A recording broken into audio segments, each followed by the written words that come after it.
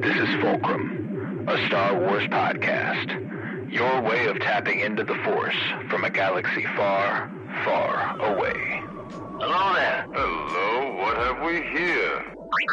Here's where the fun begins. Count me in. Hello, everybody, and welcome in to Fulcrum, a Star Wars podcast. Today, we continue our coverage of The Acolyte. It is Season 1, Episode 4, titled Day.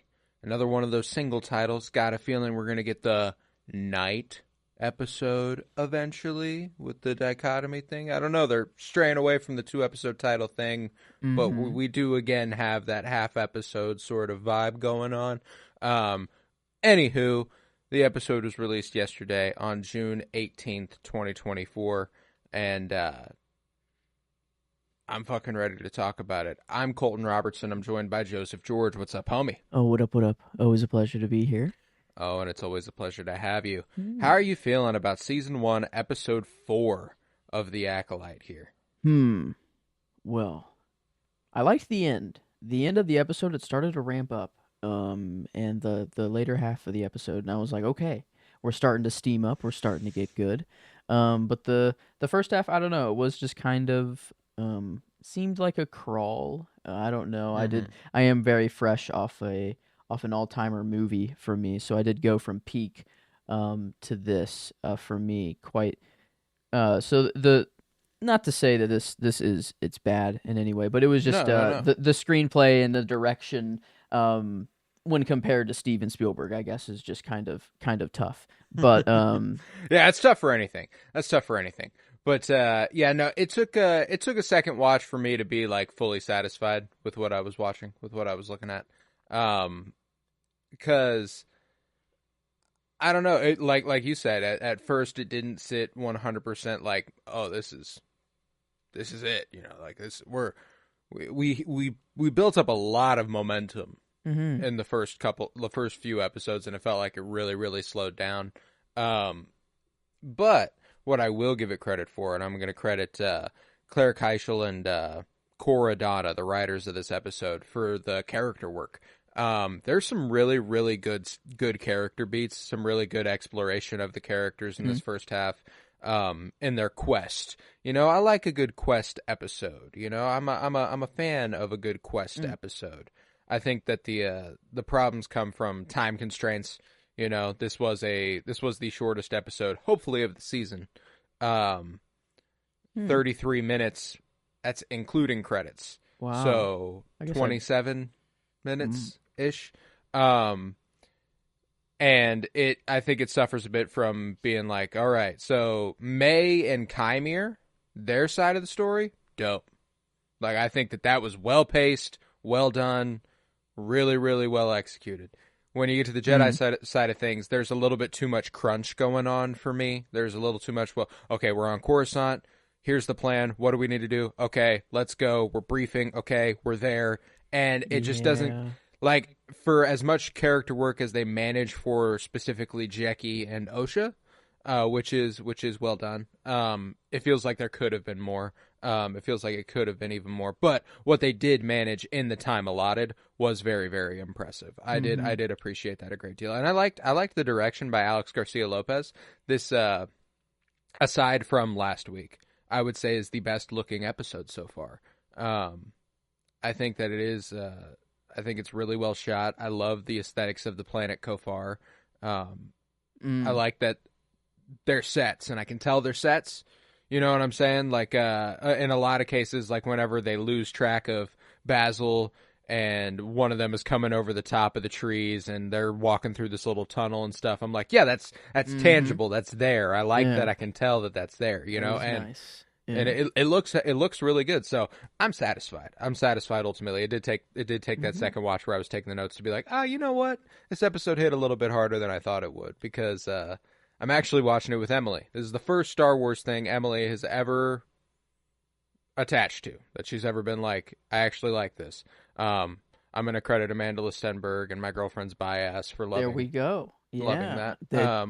Boom. You know, it's Star Wars has been too straight for too long. Maybe now we're getting. I don't know. It's like Taylor Swift fans included in the NFL now. It's like everything. Exactly. There's fans that are coming from everywhere now. Yeah, exactly. Which is yeah, cool, no. but- So, but even at the end of the episode, we both went, "What the fuck?" You know, like we both like were like, and not a. I mean, obviously a little disappointment that we didn't get more, but not because that's like shitty quality. Like that's good TV. You know, cliffhangers are classic television. Yeah. So like, it's not like I can be mad at it. It was just like, oh no, That's when it was juicing up, you know. Yeah, it was like yeah. it was just getting juicy. And I think you brought up a point of how like the Jedi side of the story was very fast compared to the just May's side, which I think is because they had to have them meet at the same time. They had to have the timelines meet up to where, you know, the end of the episode could happen, and just so much more had to happen on the Jedi side of the story before they get to that point, versus May is just taking a hike. You know, they're already on the planet at the beginning Oh of the yeah, episode, like, and that's and, for sure. And that's one of those things where, like, you know, one of my big complaints with most shows in the modern streaming era is that there's not nearly enough episodes. You know, the biggest complaint I have about this episode is that it does feel like feels like a part of a whole and not a single episode. You know what I'm saying? Like, it doesn't feel like it's supposed to be able to stand on its own. The last one did feel like it was able to stand on its own, and it was also not a complete story. You know, like, that's why I think it's an important emphasis. I'm not just complaining. I don't just have a complaint that this feels incomplete. The last one was obviously not complete, but it was done in a way that was fulfilling on its own. You know, like, this episode relies on another episode, and I don't think that any of the other episodes have had that.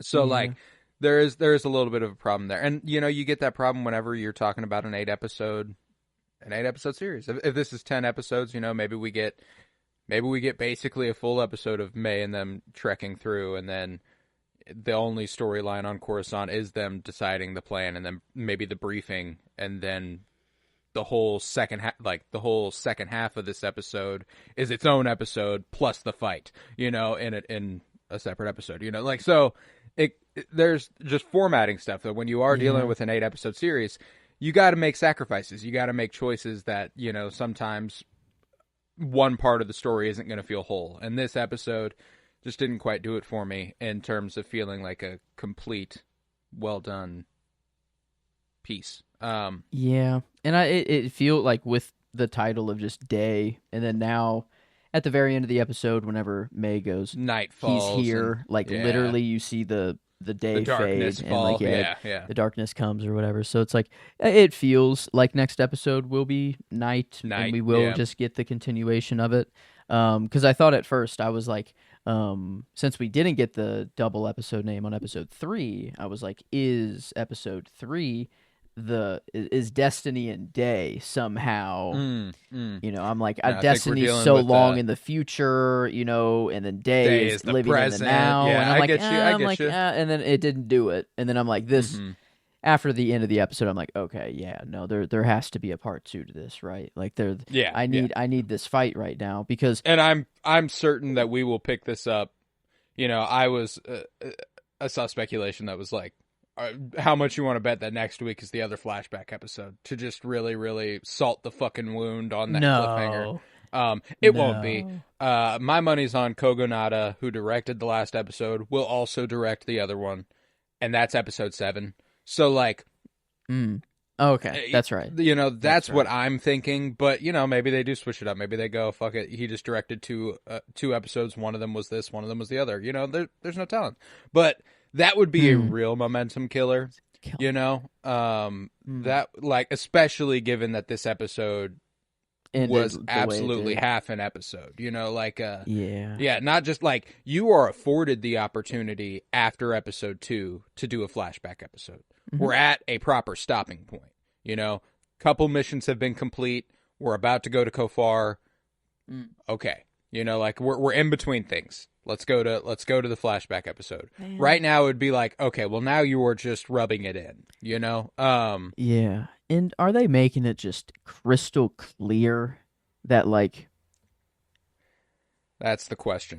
That is the question. Is it so clear that it's a red herring, or is it just the case? It's hard to tell, like, because right now, as far as the people we know, there is no more obvious and better candidate to be the Sith than Chimere.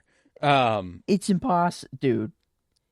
It's like he gets tied up in the trees. He descends from the trees. There's a couple things in this episode breakdown, which we have here.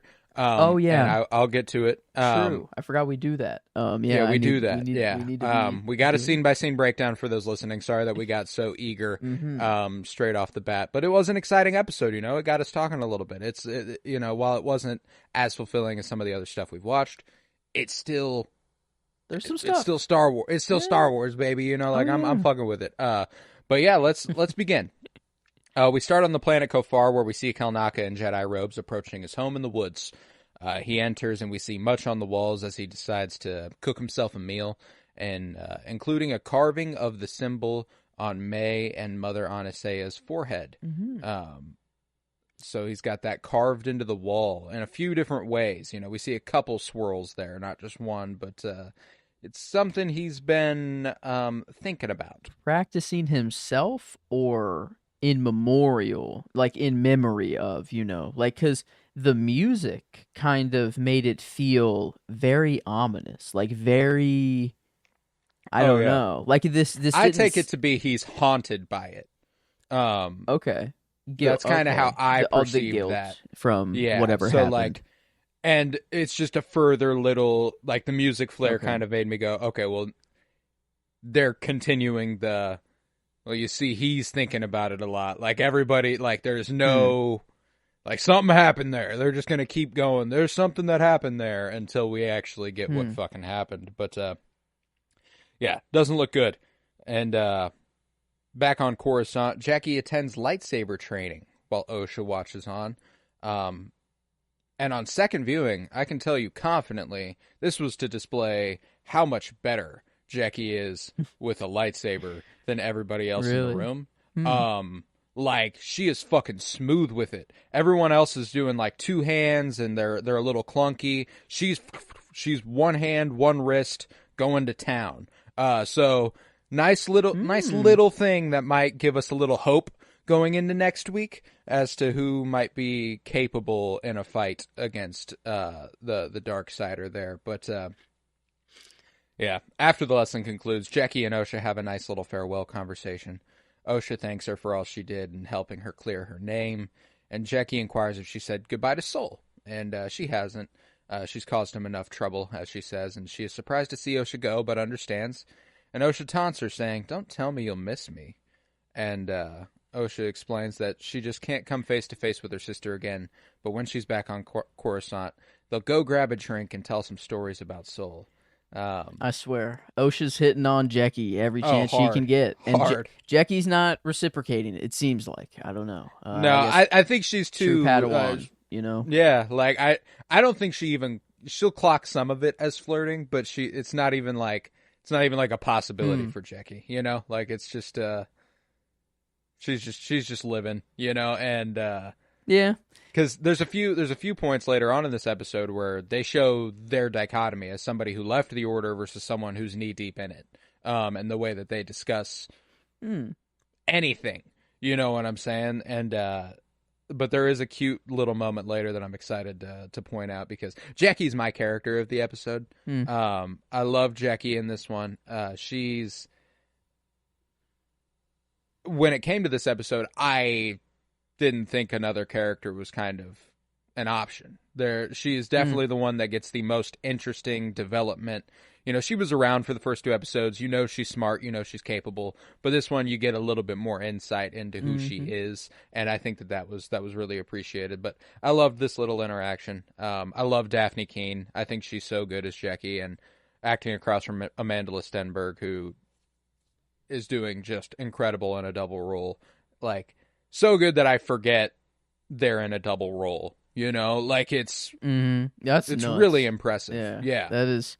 They are two different characters. Like, it's seamless. Like whenever you transition back and forth, you know exactly who. I mean, Yeah. the context, helps. Like one's with Context a group helps. of Jedi, one's There's with slightly different but costume design helps and yeah, everything. but But like even so, just the when cadence, they come face to I don't know, everything about there is a performance difference, totally. Mm-hmm. And yeah, it's I don't know, I loved specifically this episode. I don't know, there are just little character things that are just really cool, and the character that I focused on was Yord this episode. I think I'll just all the memes that I'm seeing of Yord, that's all just the funny, The Yord horde. I love the Yord horde and all just the Yord memes that come up in, but this episode, he knows like the language or whatever that Basil speaks, and he has like a few good moments, and just I don't know, if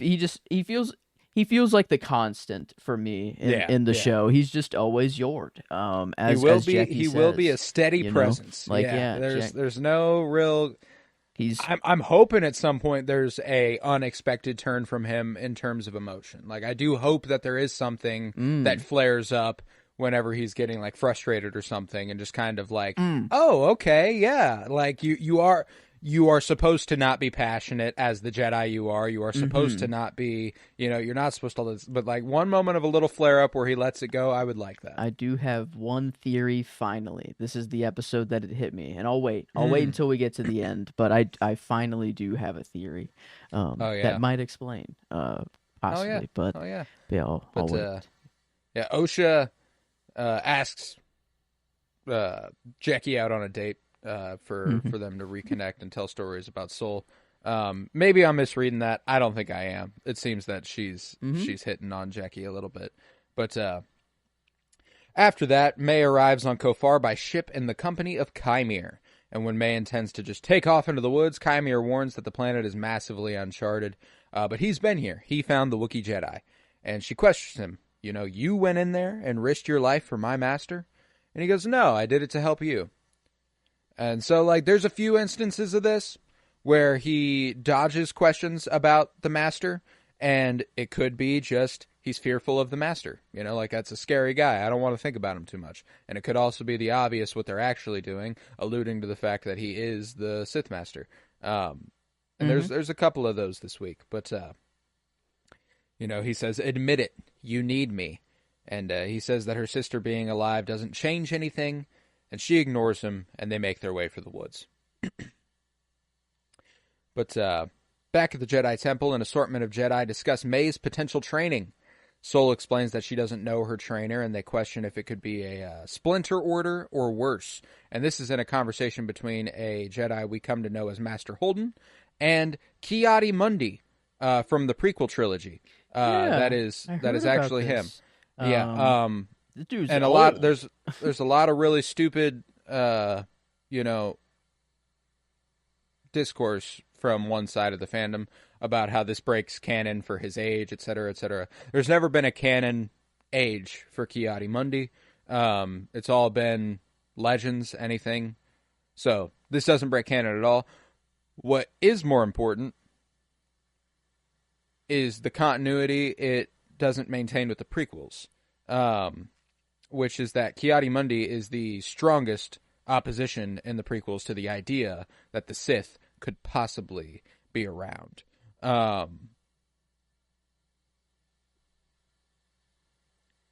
Now, that could be a good sign for what happens in this show. Yeah, maybe just a lot changes. Maybe that is a good sign, but... Yeah, right.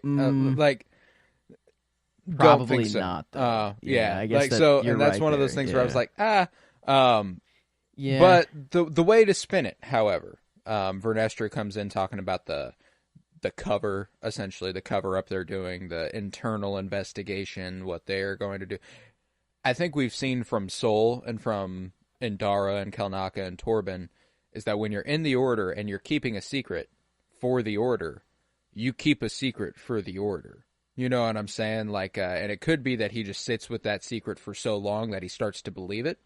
And I feel like that feels kind of poignant as well. I could see that being a little bit more on the nose and thematically tying in with what the 4 Jedi that were on Brendok did.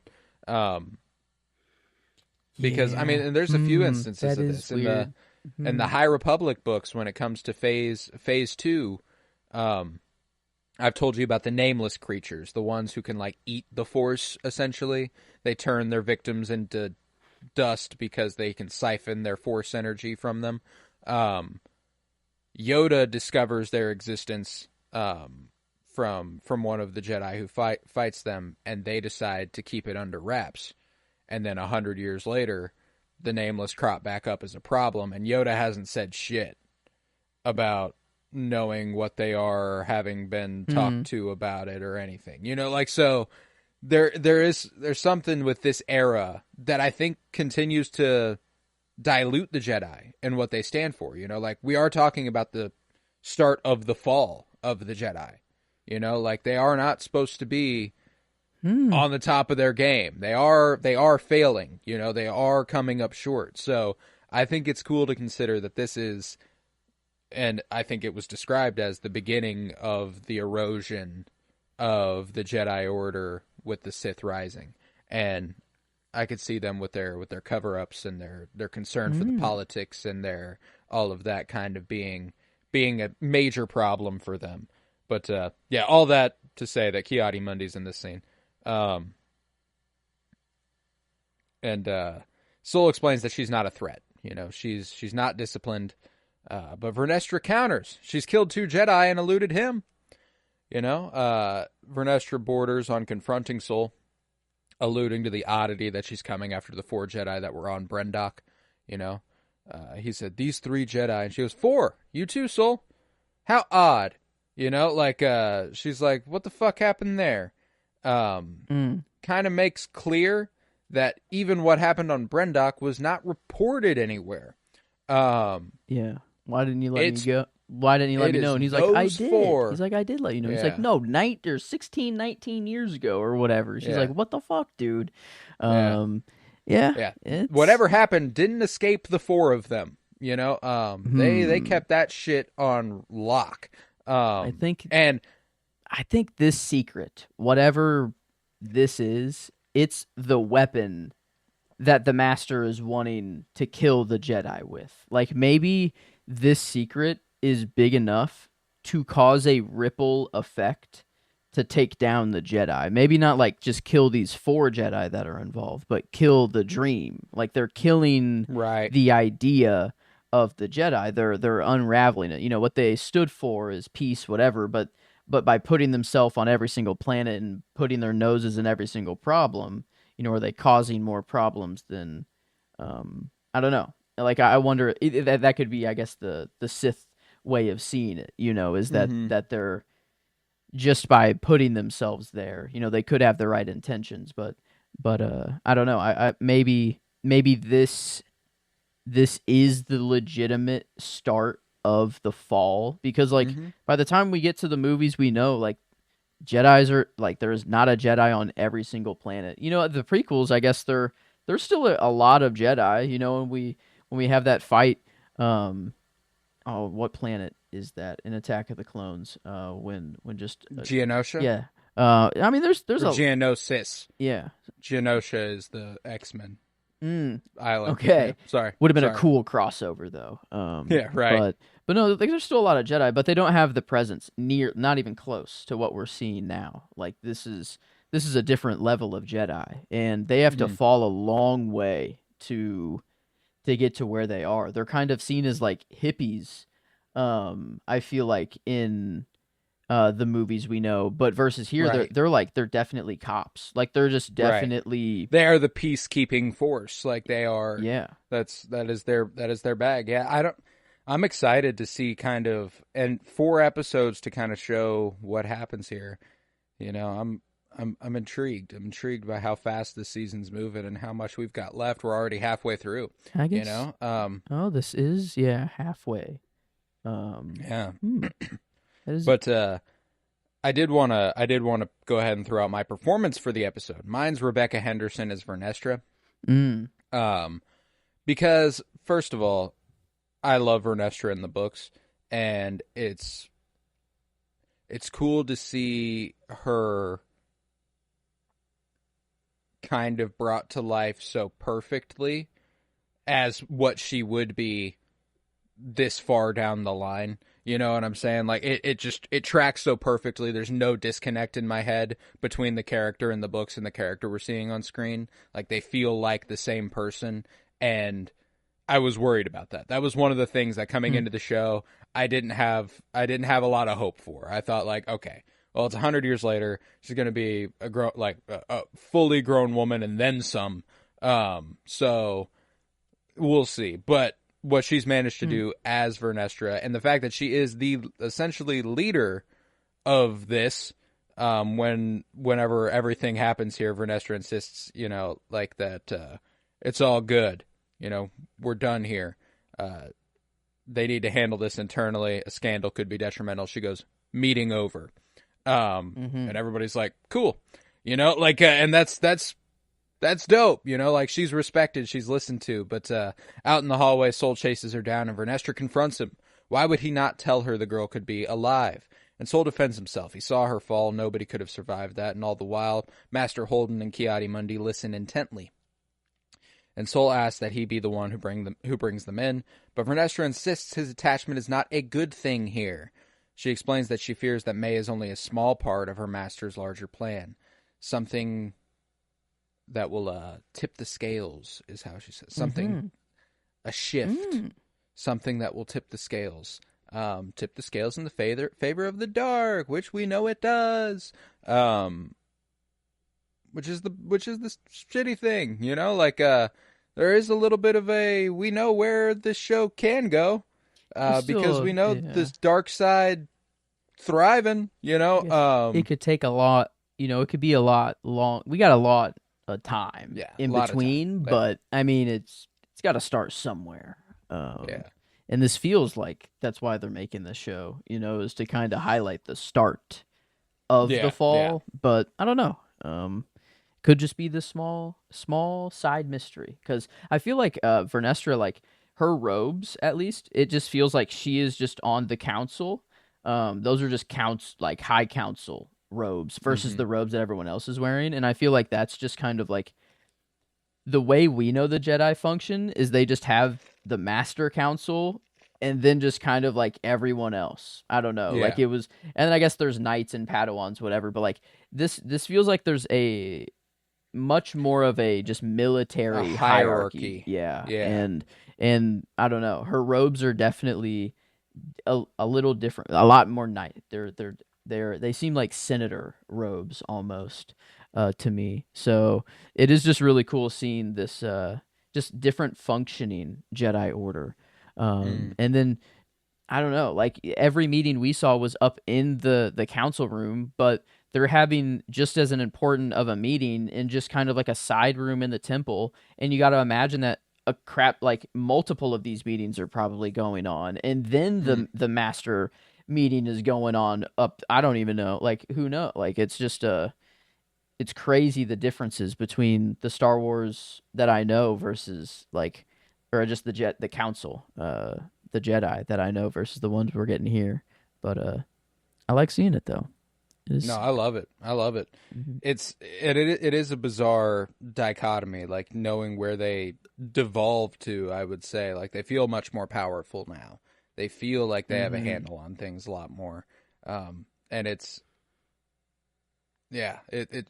just sucks to know what comes of all of it. But still argues with her that the only way to track down this master is to avoid hurting May at all costs.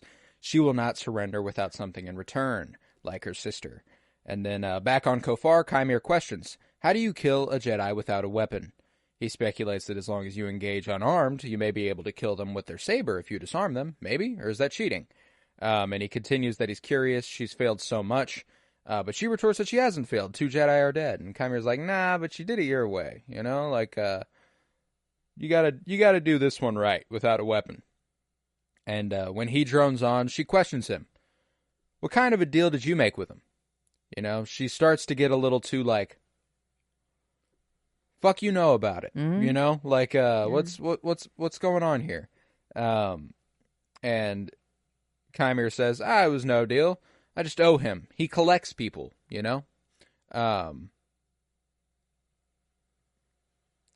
What the fuck does that mean? I mean, if it is just the cover up for him, it's one thing. But if he's talking as him, saying that he, he collects people.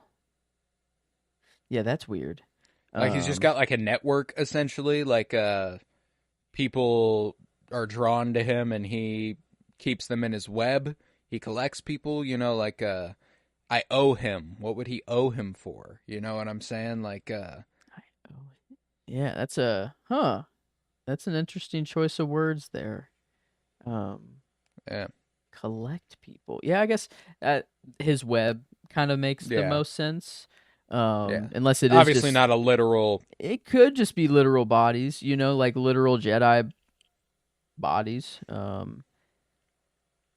But collects people. Yeah, I don't know. But I did think that was a good choice of words there. And then, Osha asks if he's ever seen his face, and Chimera goes, I haven't. Hey, the wood line is over there. And Osha is like, okay. And she confides in Chimera that she can't believe her sister is Jedi scum. And Chimera says that it seemed like she was in over her head, and that she seemed fond of that one master's soul. And this gets an interesting reaction out of May. But back on Coruscant, as Osha makes her way to leave, she is stopped by Sol. He insists that she must come with him. She asks if he wants her to rejoin the Jedi, semi-excitedly. But he says not officially, and it's kind of deflating. Yeah. But yeah, she doesn't want to wear these civilian It's not robes, that she wants. It's not that she wants to be back in the Jedi, but I think she would like if Sol wanted her back in the Jedi. You know what I'm saying? I feel like that's kind of the lingering sense of excitement you sense in that delivery. It's like, you want me to rejoin the Jedi? Like, you want that? I see. That's kind of how I take it. But maybe not. Maybe it was just a curiosity. But he says that when May saw Osha, her eyes softened. She became a different person. And he says that if she comes, they'll allow both of them to go. He doesn't want May to get hurt. There's still good in her. And Osha retorts that she's a murderer. And Sol corrects her, yeah, but she's still family. And Osha reluctantly agrees, so long as she doesn't have to wear a civilian robe. And we immediately cut to Osha wearing a civilian robe on board a ship in which Yord is given a briefing on their strategy on Kofar. I love a cut like this. It's always it always satisfies me. Oh yeah. Editing comedy, is it's the few times an editor can get in a joke. I feel like, I don't know. Oh yeah. Or where there's actually I'm going to talk about this like it's nothing important. I actually watched The Fabelmans yesterday. And there's a moment in The Fabelmans whenever it's Paul Dano in the driver's seat, Gabriel LaBelle in the passenger seat, and he tells him, Dad, keep your eyes on the road. And then we cut to Paul Dano teaching Gabriel LaBelle how to drive, and he says, keep your eyes on the road, keep your eyes on the road. And then Gabriel LaBelle immediately starts talking about an editing machine. He immediately starts talking about how he wants this 16 millimeter movie editor. And it's like, it's such a perfect little meta moment where it's like, hell yeah. Like they know what they just did there. It's, I love that. But that's the power of editing. And I feel like this was a fun, like, cause the important thing there is that we also don't know what a civilian robe is. Oh. You know what I'm saying? But yeah, because of the cut and because of the tone and because we know what a civilian robe is, you know what I'm saying? And I think that's really cool and effective. But yeah, I do like. Anyway, Yord is explaining how no one has heard from Kelnaka in over a year, and he's been unresponsive to their warning transmissions, which to me indicates he didn't die too long after we saw him at the beginning of this episode. And then didn't seem like a fresh kill, if I had to guess so myself. Seemed like he was sitting there, sleeping. Like, I feel like when we saw him walk in to his hut at the beginning, yeah, I don't even think that was really the same day. I don't know. Right, right. It was just showing you who Kelnaka is and what his day-to-day is like. Because what's the... Man, Chimera. Chimera says like, "Yeah, I've been here before," or whatever, Mhm. you know. And if he's to be the master, or whatever, like True. he true. said, you know, he came in, sliced him up already. Is that the point? Is that the whole? Was Kelnaka already dead from the start before May would have arrived to see?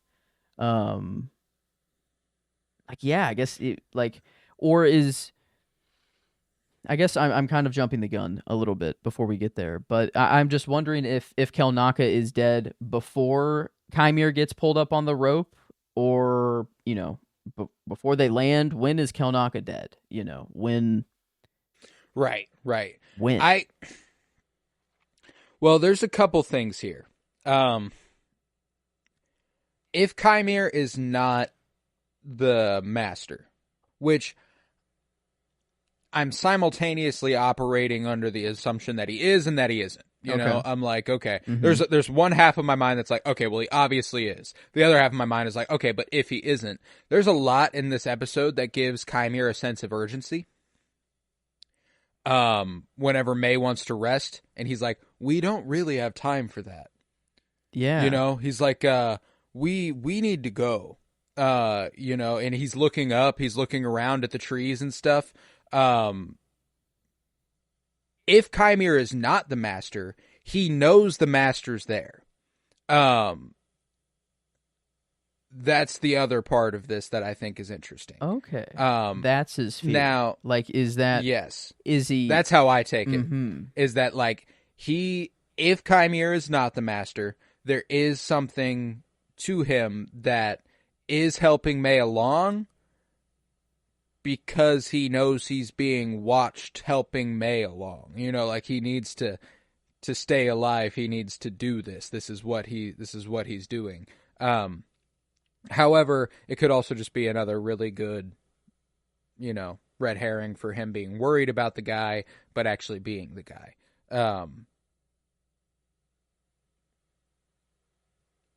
I was about to go crazy. I'm not gonna go crazy. I'm not gonna go crazy. But anywho, after this explanation, all the while during this explanation, I should say, Pip and Basil have beef, and they hiss at each other. Pip sprays him with water, and Osha approaches Jackie to ask who the hell this little guy is, and and Jackie, like everybody should know, goes, "That's Basil." Doesn't elaborate. That is Basil. And Osha's like, okay. And Yord, teacher's pet that he is, asks if she has something to say to the class. And she teases him slyly. No, Master Yord, this is a very comprehensive briefing. And that gets a little smile out of Jackie, the way she kind of, she like puts her head down and kind of like curls her lip a little bit. She liked that response. But they arrive on Kofar, and Jackie asks the locals where Kelnaka may be. And meanwhile, Yord and Osha discuss her holding onto the weapon she was given 2 episodes ago on Olega, and Yord insists that she hand it over, as it is property of the Jedi Order. But he's interrupted by the roar of the local, who explains that Kelnaka ventured off into the forest and never came back. And the Jedi walk to the cliffside and go, "He's over there." And then where they like point to is just like a ton of fucking woods. Well, somewhere in there. Yeah. We don't know. He, technically, yes, he is over there. But no, they sensed I just him, loved that. They had to. They felt they did. something. It's the Force is speaking to them. He's that way. But luckily, Basil is there to track the Wookiee, or maybe to track May. Unclear. I couldn't really tell which one he was supposed to be tracking. What did they give him to sniff? Little robes. Looked like some sort of cloth. I wonder what they got that from. Because probably Kelnaka would be my guess. Because something they would have more access to directly. I guess if did part of May's clothes rip off or something while fighting one of the 2 that she's killed already? I mean, because he does find May and alerts them to May's presence specifically. So like maybe it is May, but either way, it got the job done. But eager to track, Basil leads the squad, and Osha asks Yord about Basil. Do you know anything about the Basil? His name is Basil. And And Yord says, well, a lot of younglings wanted to learn Shiriwook when they were younger. He learned a language that was worth it. Let's go, Useful Yord. language. Let's go. I don't know. I love him. He's not annoying to me at all anymore. I actually fucking love I love that he is annoying and this stickler and whatever. He's the C-3PO of Jedi. Yes, he's a human C-3PO, and I didn't want to say it out loud because it's kind of rude to compare someone to C-3PO because they are just kind of the, whatever. But you love him, you love 3PO anyways, and you're just I feel like he'll have that switch though. I feel like he will. Well, and this is already there's a moment right here that is a little bit softer.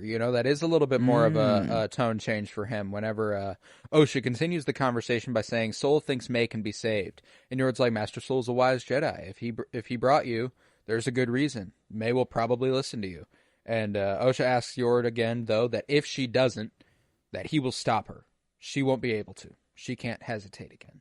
Mm-hmm. And Yord says that they have known each other since they were younglings, and May has always been her wound. Maybe Soul brought her here to face her, but maybe she brought her there to face herself, which is exactly right. Good job, Yord. You get a gold star. That's right, Yord. I don't know. It was almost a line for me. I didn't want to stack the Yord too heavily. Yeah, you didn't want to go too heavy on the Yords. But it was a potential. And I wrote down just to make sure we at least talked about it. So I'm glad. Your breakdown, I feel like I should just trust your breakdowns now. Yeah, you're pretty comprehensive. You're gonna be comprehensive. But yeah, I love. I'm too worried about missing things, so I end up I didn't initially intend to write down pretty much every line, but I kind of did. But how long did that later just take? Random side this one it takes about twice as long as the episode. Wow. Okay. Yeah. So you got to rewatch the episode. So this one was about 27. And... This one was about 27 minutes. So it was easy. It was a little under an hour that it took me. But when I did House of the Dragon earlier this week for Fire and Bloom, that took me a full hour and a half. Yeah, that's those are beefy. that was rough. But I was locked the fuck in for that. Like I went ham on that. I'm watching that's and it's awesome. Yeah. But later on Basil leads them through a wooded area with mysterious stickies on the trees, and Basil says there's something wrong here, something rotten. And Soul warns they don't know and don't want to know what lives here, and Osha completely disregards this warning and touches one of the mysterious stickies, which curls around the tree and flies away. And it scares Osha, and she alerts Soul specifically. She yells for Soul, which I thought was cute. Soul, not like, hey, everybody. It's like also kind of sad because she has no one to yell for. Like usually that's like a mom or dad or someone and Soul. She just has Soul. And that is her dad though. But true. Soul draws his saber for the first time. Nice, bright, vibrant blue. And the Umbra moth, as it is called in the subtitles, flies directly into his blade, dying. And they continue their push into the woods, and Osha confides in Jecki that she sensed the creature. She sensed it, disturbed it, and now it's dead. And Jecki retorts that it is an honor to watch anything rejoin the Force. But that, she doesn't have as much experience with death as Osha. She's like, granted, you might feel a little differently about that. I could see that. Yeah, a little different when it's this moth creature, whatever, versus my entire coven that I grew up with. It's a lot. That's a lot. But this was very close to being my scene. I loved this. Another kind of gripe I had a little bit with this one is it was a lot of telling and not showing, I guess, this time. Like, whenever the moth flew right into the saber, in the background you hear, oh, it was attracted to the light. It flew right into the saber. And it's like, okay, yeah, we saw that. It was just little, and then I feel like there was one other one. May's, I don't know. I guess I don't know if I do want, at the end, whenever May is he's here, whenever she says out loud, he's here. It's she's in the room by herself, and she is that fearful of her master, I guess. But I felt like a lot of times in the episode, it was a lot of exposition heavy, or times, maybe not exposition, but just times where, I don't know, they could have it was just a straight up, they were just telling you what happened. I felt like there was one more other than the moth one. but it's not. Yeah, hitting I'm me like yet. the he's here one. I kind of give a pass. I like the dramatic intent of that. I like that. This I think is important for next episode. When when they they're all in the wake dark. up. When they're all in the dark and there's no light besides the sabers. Oh no, yeah, that thought didn't even cross my mind. Because that's what Soul says here. He's like, we ought to get moving. It's going to be dark soon. You know, like, and then what light are they going to go to besides the light of their sabers when they need to know where they're going? So, like, that's what I'm a little worried about next week is that the Master is already one problem, but there's a really good chance these Umbra Moths end up being, you know, a little bit more of a nuisance on top of it. But, yeah, that'll be fun. Yeah, can't wait. But, Osha tells Jackie that she was never able to accept death like a true Jedi should. And Jackie questions, a true Jedi? And I just heard, ba-doop-ba-doop-ba-doop-ba-doop-ba-ching! I don't know if you remember that on the Lego Star Wars game, like the swish, swish, true Jedi when you get all the coins. True Jedi. Yes. Yeah, man. What a satisfying way to end a level. But that it's always a good ripped. memory. It's But a good memory there. But Osha says she couldn't accept what she lost, how unfair it felt. The resentment she felt, but the missing she also possessed for her sister all at once. And Jackie assures her, with my favorite line of the episode, we're not defined by what we lose. We're defined by what we've survived, and you've survived a lot. Damn, Jackie. And again, another thing that just gives Jackie the character nod for me. I love that moment. But deeper in the woods, sorry about that, Chimera and May run through the foliage, and May finds herself with an opportunity to rest, as at the end of this trek, she must face a Wookiee. So, I'd like to rest, and Chimera is extremely eager and insists that they shouldn't stop, looking to the trees, worried. May says that this is not a test. Her master calls it the final lesson. Your final lesson is one you teach yourself. Attacking a defenseless person goes against everything the Jedi stand for. She questions aloud, how do you kill someone unarmed? It's not a test. It's impossible. And Chimera goes, it's not impossible. You know, like he's like, kind of, it's not like his guard, like his whole facade comes down or anything, but he is very suddenly a different demeanor. And his whole, like, he's like annoyed almost. Yeah. He's like, it's not impossible. You know, like, it's, I wonder if she's supposed to die. If that's the final, like you're supposed to be completely defenseless and have a Jedi kill you. Like, you have no weapon and you make a Jedi somehow kill you. And then... that's how you kill a Jedi without a weapon. Then, yeah, I don't...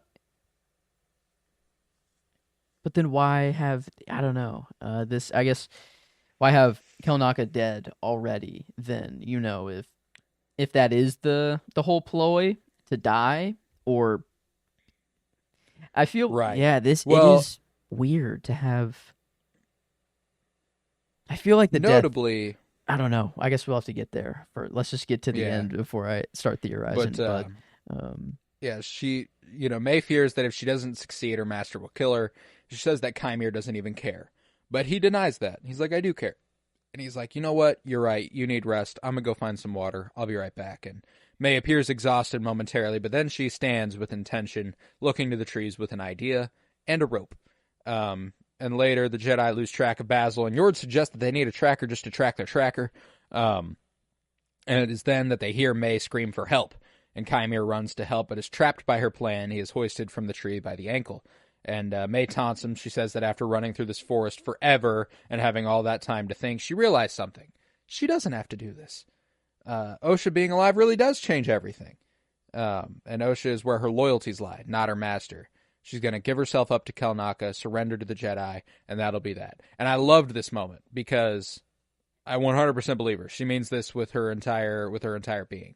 And I love that this takes kind of classic Star Wars stuff and flips it on its head. She's like, fuck it. Yeah, you know what? Love wins, not hate. I didn't know my sister was alive. Fuck yeah. This is what I'm doing now. I thought I was getting revenge for my sister being dead. You know, like Osha's the one, like, I'll face her. She's a murderer. Like, I have to do, like, she's like, I'm ready. Like, I wasn't ready before, but I'm ready now. This is my test. And like, right. While May's the one, like, no, this isn't my test. This is, or like, what? Maybe this is the test. You know, she's figured it out. This is the lesson she's teaching herself now. And I don't know. That's right. That's why I was either I gave Charlie Barnett the performance for Yord, just for kind of holding it down and just kind of just being the constant. And I was maybe thinking of giving him character as well, but for this switch up, I gave May my character this episode for this moment. It was really cool to see that kind of the switch of going the other way. Yeah, it's not typical. It's usually, when we watch someone have a change of heart like this in Star Wars, it's a culmination. It is a, like, oh, I finally seen it. This is like, oh, yeah, no, this is simple, actually. Like, I was just doing this because I thought they killed my sister, but they didn't. So, like, we're good. Yeah. Fuck this. I'm out. Oh, man. Yeah, this, I guess the flags are tending, or the signs are pointing towards the killing of, man, I want to say Vernestra. I know it's not Vernestra. Kelnaka after this. Like, it was kind of like, if you're not going to kill them, fuck yes, it. Yeah. Well, I think that's much more likely. Okay. I think it happens between this and when May arrives. Yeah. And either Chimere just manages that really fast, or, his worry about them being up in the trees. He's actually watching it, and he saw this moment. And he's like, okay, well, see, and then comes. If you're not going to do it, I'll do it, and I'll fuck you up here in a little bit. Okay. Ooh, man. Okay. But yeah, she taunts him one last time. Chimere says that he can't do it, or she can't do that. They'll put her in prison. She retorts that if they won't if she tells them who she knows. Who trained him, or who trained her? That's all the Jedi want to know as well. Like, and does she know that? I guess was she able to shield her mind last week or a couple weeks ago? Oh, yeah. Like, maybe. she if she's not talking about her master, she's talking about someone else. And either way, it's. Did she say who or what she knows? Who? Who she knows? Okay. Wow. Yeah. So I don't know. And Chimere says he'll kill you. Like completely dead ass serious. Like, you can't fuck around like that. He'll kill you. And May responds that he won't if he can't find her, and she taunts him one last time, saying she really did need him to get this far, and he's left hanging. But after that, the Jedi go following in the direction of the scream as well, but come up empty, and Osha asks Sol what's going on when he was has a faraway stare, and then asks why he would let her confront May now, but not before on Olega. And he says that before she wasn't ready and that this is different. And Osha says she feels different. She senses things in a way that give her courage, the courage to face her sister. And Sol says that she won't be facing her. She'll be facing her past. Both of them will. He promises that when them and May are safely back on the ship, he will explain everything. Death warrant signed, sealed, delivered. We're never getting that fucking explanation, bro. That's sad. I mean, not directly from Sol, I should say. And just the look on his face, too, was like, when I have to explain this to you, it's going to be bad, and I don't want to do it. So, like, no matter what, it's just bad. So maybe it is better if he just dies before he has to, but I'd rather Sol live. But, yeah, that is kind of a sad thought. It is, well, we did think Echo was done for sure with the gun that he gifted Omega. We thought, like, all right, Echo, we don't know when you're going, but see you later, bud. That's true. So maybe there's hope for Sol, but there could be. But it's then that May stumbles onto Kelnaka's hut and trips and falls on presumably a trap set by Kelnaka and falls right in front of Basil. And Basil screams, alerting the Jedi to May's presence. They move to intercept, and Yord tells Osha to stay behind them, and May breaks for Kelnaka's hut and finds her way inside, where she is greeted by nearly no presence and finds Kelnaka with a lightsaber slash across the chest. She realizes he's here, and the sun sets as darkness falls on Kofar. Outside the hut, the Jedi arrive and ask that anyone in the hut surrender, and Yord calls May out specifically. It is then that Sol senses a presence behind them as a dark figure descends from the trees behind Osha, which looked fucking awesome. Yeah, it looked. Loved this. The figure comes into focus with a scarred mask and a mouth shaped like a demented smile. And Jackie asks, "What is that?" The figure lights up his saber in front of Osha, a bright crimson. Soul tells Osha to run, but she doesn't need to, as the masked figure simply flicks her out of the way, and stops the oncoming Jedi in one fell swoop. I don't think we've ever seen anyone do anything like this. Like, this was almost like that comic panel of Vader, like, all I see around me is, scared and dead men, and then just boom, kind of just blows up and kills all of them. Or like a Star Killer kind of like outburst of energy. This was nuts. And to have Jackie say, "What is that?" Not who is that. It's like, what is that thing?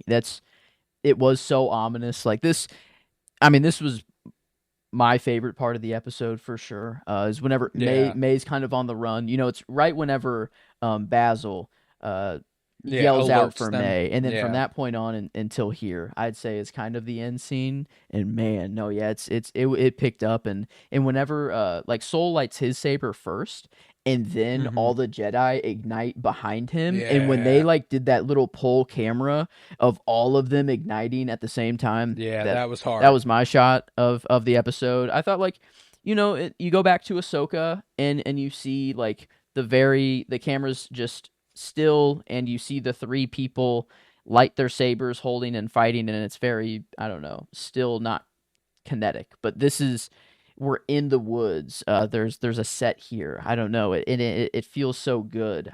This feels different. It feels real. It feels. Dude, it was great. So I don't know. I really loved the way the episode ended. That's for sure. It was looking very, very good at the end too. So I mean, I think that's even the people that don't like the show or have a lot of gripes with it. I have at least heard that they're like, well, the fighting and the action looks really, really cool, regardless. And I think that you can't lie. You can't hate cool and awesome visuals and action. That's just it's just purely visual there. And they're not failing on that department whatsoever. They're delivering kind of every time. And I can't wait until we see the actual brawl break out. I think we're going to lose some Jedi. We're losing a couple of them, I think. And which main characters do you think we're losing? Ooh, I really hope Soul doesn't go through this. I think he'll be the one to kind of like barely make it. Well, maybe he does go here, but Jackie has to make it out. There's no way Jackie dies. That's the hope. No way. I'm worried about her. Yord's done. You think? Yeah. He has to have an arc, man. He can't just be the annoying. He has to have like some moment that is like, oh my God, I have to change my ways. Everything I thought was wrong. Sort of kind of moment. And I feel. No, he doesn't. He won't. Oh no, but he has to. Even if he lives through this, no, he doesn't. That's what the Jedi become. He's like a perfect encapsulation of what the Jedi eventually are. Like it's. I don't think it is something that he'd be like, oh no, I didn't realize. Maybe that means he lives then for sure. Maybe that's true. He's one of the masters that makes it through. That's true. Maybe that's actually a worse sign for Jackie than. I think one of Jackie or Yord's done, if not both. And if both of them live through this, if we got a lot of extra Jedi, all of them are absolutely done. They don't stand a fucking chance. Sorry. They're fucking done. So it's one of those things where I'm okay if our three main make it out. I'm okay if Soul, Jackie, and Yord make it out. I want them to. It would feel a little. It'd be one of those things where I'm like, oh, great. Conveniently, it'd be like when in Game of Thrones when they all go north of the wall and they've got those extra dudes with them and they all manage to survive a whole bunch of shit. It's like, True. Okay, well, one of you was supposed to die here. They do have May though now, which is interesting. May's probably going to fight against the Master here. Maybe, I don't know. Does she stay in the hut the whole time and then just let the Jedi and Master duke it out and then she comes out at the end? Or does she, she was planning on completely flipping against the Master and, kind of. Yeah, maybe she fights him here. Or maybe she's the only one who knows they don't stand a fucking chance and doesn't even try. She just starts to run. She's like, fuck. I mean, because if. The Master might be someone different. It could not be Q is the only Chimere. I don't know. It might not be him. Like maybe Right, yeah, it is I too think there's a obvious. distinct possibility. I think that they are doing a thing that is like conveniently, oh, he's not there. But Oh, he did slip up. He slipped up and said like, "I don't think Mhm. so." Oh, I mean, he literally did that though. So like, He said we. He went we. okay, You know, like we didn't make a deal. I think it's that part. I'll say it then but it's crazy. Does he collect people in the sense of that like May and Chimere aren't actually like Autonomous. yeah, and he's like kind of controlling them in a sense, like he is mind kind of like what Luke does to force project himself, but literally with another body, kind of like Doctor Strange I don't know, dream walking or whatever they called it in Marvel kind of thing, but just with another live body. And because part of me, I thought that like maybe this master kind of is like a Scooby-Doo villain in the sense that he actually isn't force sensitive but makes himself seem force sensitive. But then the end of this episode came, and I don't really think you can fake what he did at the end. You can fake the floating down from the top of the trees, but then this little force explosion thing he did, that's just the dude's force sensitive. So yeah, I don't know. That theory went out the window real quick. But yeah, I don't know. Maybe Chimere is actually just maybe he is just kind of like a pawn being controlled. Man, yeah, but because man, they made it very obvious kind of this episode. Like a little too obvious, and maybe That's my thing. And that's the other thing too though, is like, is it like we came into this episode suspicious of Chimere. Mm-hmm. I will say, before this episode, the show hasn't exactly given us explicit reasons to be suspicious of Chimere. And then even in this episode, they don't technically give us any reason to be suspicious of Chimere beyond the fact that he's not there when the master is. Now, yes, there's a couple language things. He trips up on himself. He does, he changes the subject. He does all this. But I do think that because we already had the suspicion, it's overemphasizing the things. That's true. That he does in this where episode. I is already on it. Yeah. Like yes. But the other side of that, however, is that they almost certainly know that that's the case. They almost certainly know that in a mystery where we don't know the face of the master, we're going to be looking for who the master is. And right now, Chimere is the top candidate. Now, because of him being the top candidate, it almost makes me feel like he's actually the bottom candidate. Like he's actually the least likely because he's the most likely. You know what I'm saying? Either way, I'm cool. If it is Chimere, I think it'll be hella cool. If it's not Chimere, I think it'll be hella cool. So what's his purpose? Who's Chimere if he isn't the master? He's not a May. He's not. I don't know. Like, is he just kind of like the resource guy, or kind of like a? Yeah, what he tells Soul in the second episode. Like I help people get what they want. Maybe it is just a web then, yeah, but like, I mean, this master seems that his goal is just to kill as many Jedi. He could be a Sith acolyte. He could believe in the Sith. Not, he does say, peace is a lie. He says a line from the Sith code in the second episode. Okay. Yeah. It could just be that he is a loyal servant of the Sith, not that he is a Sith. Yeah, someone who's just not force sensitive can't be a fighter, a warrior to the cause, so you do what you can. I see. Oh, yeah, I don't know. Maybe it's kind of weird that I'm more on the side of that he's not the master now, but man, it's gonna. I don't know.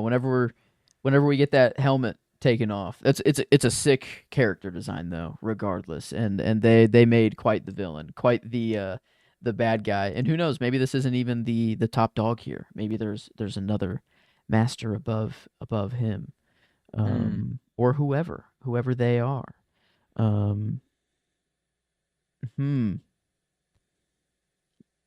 mean, no shot. It's like it's like someone. What's the mom's name? The mean mom, the firm, not Anasea. Oh yeah.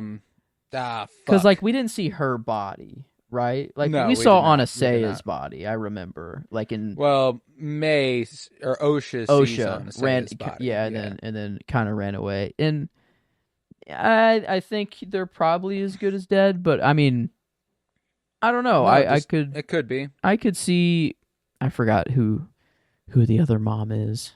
Here, I'll get it. Coral? Is it Coral?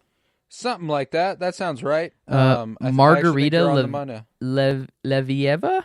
Maybe? Yeah, I don't know. But yeah, I think you're right about Coral being the name, though. But yeah, maybe. I'll throw maybe that out there. That would be kind of a cool twist to kind of see maybe being like, I don't know how she goes Sith mode, but maybe if it is just she's using the thread as her power, but just has a red lightsaber and appears as a Sith instead of... I think that's the thing, though, is that the thread is still the Force. It's the same energy. It's the same power. And if she goes dark, she'll have the same capabilities as a Sith. And, maybe there is... While the Sith is we view it as the inverse of the Jedi, it actually is its own... order, it is its own thing. That's true. It just happens that the Jedi are their main opposition. Like, I think any Force user could find itself in danger of becoming a Sith if they so choose. So like I could see that. I could still see that. And there's been a lot of points in the show to well, not a lot of points, but even this episode, Basil says like, who is he, or they, like talking about Basil, Osha says that about Basil. She's like, who there's been a lot of, because this character in a helmet and a voice modulator sounds like a man, he must be a he, and they all refer to him as he, even though a lot of them are thoughtful enough to go, or they, like, I don't know. But they're all just assuming. So I could see, given that we have had an express questioning of pronouns, that like maybe there is something that's like, and they've been maybe that like maybe meta wise, they're like the danger of assuming pronouns, like it's like just play it safe. The clear in the like this master seems very masculine, and if it is this is how bad I am. Coral. If it is Coral, it kind of plays into her hand perfectly of playing a Sith like a male, and just being I don't know, completely unexpected and everything. But I don't know. It could be anything, and I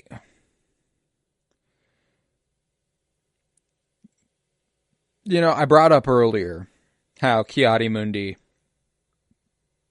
This could hold a little bit of a continuity error. But, it could be the case. He never sees the Sith. He just sees May. They question who trained May and stuff. Could be a splinter order, et cetera, et cetera. Maybe they deal with the Sith in private, or they think they deal with the Sith and they think it's over and they don't feel the need to, maybe it's council business. He's not on the council yet, it seems, as this is not the High Council. That's meeting there, So like, it's interesting because I'm still of the mind that this master is not the master. So if they deal with him and they deal with May, there's a decent chance they don't even think who the master's master is. That's right. They're just like, well, this guy trained May. That's all we were looking for. No need to go higher, and that this has to be it. There can only be two, etc. Like they get one, they found the other, but they are not thinking that she's not technically the other of the two. Yeah, I guess it's just right before Plagueis, right? That we're kind of dealing. It's either late Plagueis or just kind of right before that. Who would be the Sith at the time? It could or... also be Prime Plagueis. Because I mean, this could be Plagueis's apprentice before Palpatine. You know, I don't know Plagueis's lifespan or anything, but it doesn't seem like his loved ones from dying. So kept himself, his loved ones. He did not figure that part out. Yes, I guess that is the tragedy after all. But yeah, that's why I'm like, it could be that Plagueis is the master of this guy right now. I mean, it would make sense if Plagueis is the master, and this is kind of like the stem of what Palpatine learns, or something like this.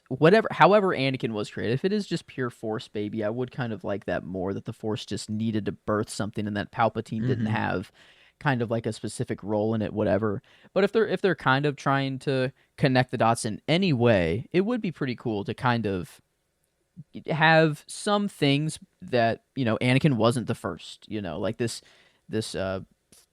babies being born through the Force or through dark means, whatever, has been done before, and it didn't take a prophecy or whatever to I don't know, that it doesn't have to be this grand sort of thing, and it, like, people are saying that it ruins like the Star Wars we know, but it's like it gives you kind of more of a, just expands on it, more it's not of like a prequel. It's like we wouldn't have Anakin's story without the prequels to Star Wars that came. There's also the fact that it literally hasn't affected it at all. Zero. As of yet. Like...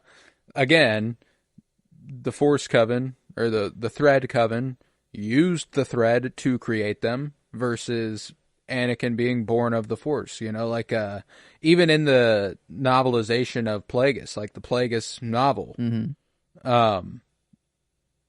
Palpatine and Plagueis experiment with the Force. They try to make it darker and darker. They try to do things to create darkness, but the Force balances itself out and creates Anakin. Like, that is like, so I don't know. I am curious. It would be interesting if May is the inspiration for her master's master, and it's kind of like, oh, maybe we could figure out how to create a being born of the dark side.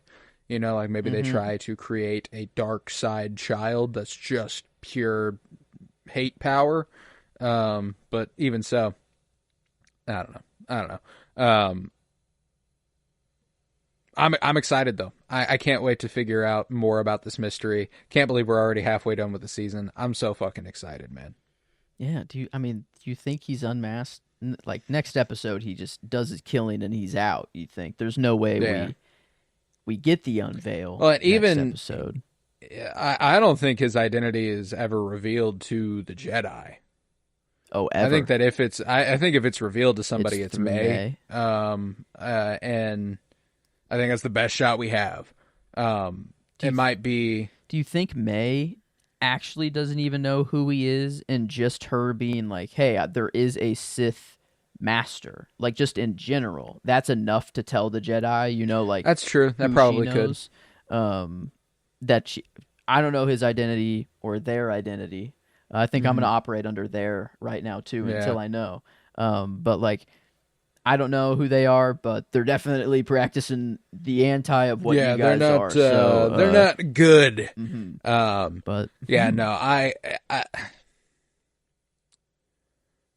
am curious as to what's going to happen, because I mean we've got so many mysteries, we got so many threads that need to be tied up, and I'm excited. Yes. Like the thread. The thread's just a cool visualization, I guess, kind of the Force, and it's a new contextualization as well. But yeah, I don't know. It is halfway through. I'm guessing next episode will be called Night, and we'll be starting with this fight. I hope, at least is I got to imagine so. But maybe they managed to get a comm out and more Jedi show up. There's a clip from the trailer where Vernestra whips out the light whip on a forest planet. That's true. But in the light of day. So I'm like, Oh, next that's day. why I'm like, they like, got to make it through the night. they got to make it through the night type shit. So like that's why I'm like, there's also some other trailer stuff with like Jackie dual wielding sabers and stuff. It looks cool. It looks cool. But Okay. Yeah. yeah. I'm gonna need to see that whip in action. Yeah. I guess it might not happen next episode, but maybe at the end of next episode when reinforcements come. Maybe. I guess that could be possible. So yeah. Yeah, I don't know, but I dig it. I'm loving it right now, and I'm excited to see where the rest of this goes. But yeah, I don't have much else to say on this episode, I don't think. But I'm going to do the plugs, and then after the plugs, we're going to answer our question of the week, which is if we could have rewritten any character in Star Wars' story, whose story would it be, and what would that story be? And then after that, I'm going to give a little review of Temptation of the Force, the new High Republic novel. I'm very, very excited for it. So if you would, head to patreon.com/pennybloom-pod, where you'll find over 100 hours of exclusive content, all sorts of book reviews, comic book reviews, movie reviews, and the like. That's where we're doing Penny Bloom Dispatch, where you can get that for free. For those that don't know, that are only here for the Star Wars podcast, we do a few shows. We're doing Cinema Surprise, and the Penny Bloom podcast is doing Fire and Bloom right now. We're covering House of the Dragon, and then movies every Friday on Penny Bloom and Cinema Surprise. It's a lot of fun. So that's all under the Penny Bloom banner. Go to patreon.com/pennybloom-pod. Head to Twitter, follow @the for any news as to what we're going to be doing. That's where you can find our Q&A forum. That's where you can ask us these questions that we answer every week. We would appreciate that greatly. You can leave a 5-star rate and review wherever you might be listening and download the episodes. I would appreciate that incredibly. Just hit 25,000 downloads? Yeah. On Penny Bloom Pod? 2502. Just, I don't know. So that's okay. Huge, big milestone. Big milestone. 25,000 all-time downloads on Penny Bloom Pod. Big deal. Big deal. You ought to be over there. But, yeah. Let's answer this question of the week. If there was any character in Star Wars whose story you could rewrite, who would that be? At first, I thought I was going to go the meme route and say I wanted a true Darth Jar Jar or a drunken master and give him a real storyline and not just make him a joke. But no, I turned a little different direction and I went with Mace Windu. In the prequels, and specifically Revenge of the Sith, I think is mainly the rewrite where I would go. Give him a little more juice. I mean, it is Samuel L. Quite the actor there in the role, and I think if he would have sniffed out Padme and Anakin's relationship, sort of earlier on, or if he would have sniffed it out and maybe he knew, but he didn't tell Yoda or the rest of everybody, and he tried to, maybe there was some conflict between Mace and Anakin, I think could spice it up a bit. But and this isn't my idea. I wish I came up with this. I saw this just on a fan rewrite. But they said whenever the Jedi Council asks Anakin to spy on Palpatine, that at the same time, Yoda asks Mace to spy on Anakin. And kind of this double layer of spying that's going on. And while Anakin is, doing all of his spying on Palpatine, whatever, and becoming more and more like Anakin, Mace would be the one to be like, he is. It gives, I guess, more of a plausible, like he's the one who sniffs it out and why he's there. And I feel like his death at the end, I feel like it would be a straight up fight between Anakin and Mace. At the end there, and Anakin's the one to actually kill him for protection of, because Mace would know his relationship with Padme, Mace would know obviously about Palpatine, all of this stuff, and just maybe it's before the big debacle and everything goes down. But I would have liked to see, I guess, like a true Mace Windu versus Anakin would have been pretty cool to see. Yeah. And but I don't know, there is some deleted footage of what a Palpatine versus Mace was supposed to look like that I just saw not too long ago as well, and that was pretty sick. Of some choreograph, but yeah, I think I don't know, Mace. It could have been cool if he had just a little, I don't know, something a little more to him. In Revenge of the Sith, but no, I dig that. that. Yeah, mine's also prequels. Mine was Padme. Padme Amidala. There's all sorts of stuff that I would love to change about Padme and Anakin's story. I think that for it being the central thread that ends up being the reason Anakin falls,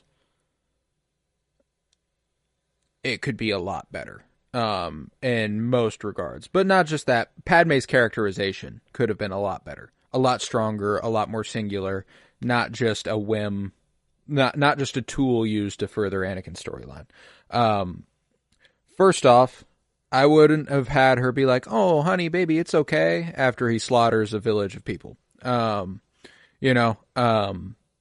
women. I need that to be the first rift in their relationship, not the first time she just goes ahead and goes, "Oh, baby, it's okay," Annie, now let me give you a hug. Let me comfort you. Yeah, like, I need. She's a principled woman. That is not something she'd be okay with, even in spite of the fact they murdered his mom.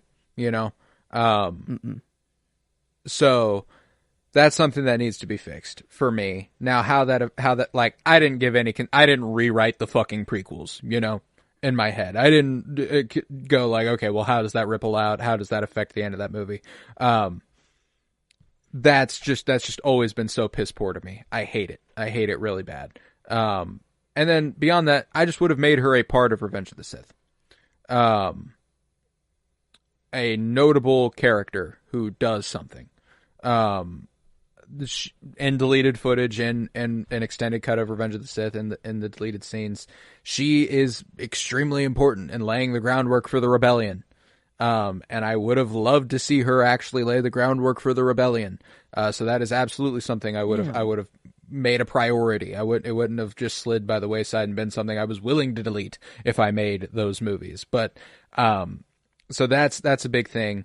Like the way that it ripples out in my head is that maybe it's not a cold turkey thing. Maybe it's not like oh well, I can never, after he slaughters the village, be like, okay, well, I can never fuck with you. Like, maybe it is sort of the relationship isn't the healthiest, as Anakin is extremely obsessive, but maybe it is cold turkey, and maybe Anakin can't let her go, and it is his possessiveness, his attachment, his one-sided attachment that makes it even easier for him to slip to the dark side. His love for her is insurmountable, and he can't let go, and maybe he sees a vision of her dying, and that pushes him further down, I feel like yeah, Padme would just be fearful of Anakin as well. Kind of just like maybe that's why she's not being so principled and direct with him right away. Maybe it is just kind of like well, if I do say the wrong thing, maybe he goes crazy. I know he loves me and all, but like he did just murder a village of women and children and everything. So I don't know, maybe if they went down that angle more of like